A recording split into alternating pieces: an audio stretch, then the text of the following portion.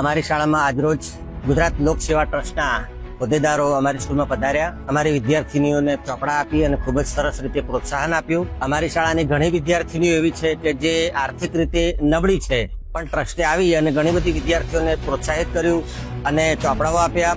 સાથે સાથે એમને ભવિષ્યની જવાબદારી પણ લીધી અને એમણે કહ્યું કે હજુ કોઈ પણ દીકરીઓને આગળ ભણવું છે તો અમે વધારવા માટે તૈયાર છીએ.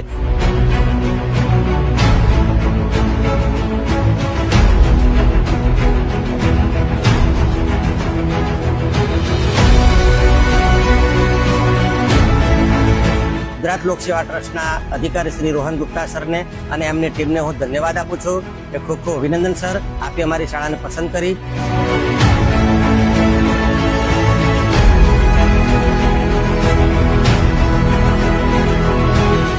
થેન્ક યુ ગુજરાત લોક સેવા ટ્રસ્ટ.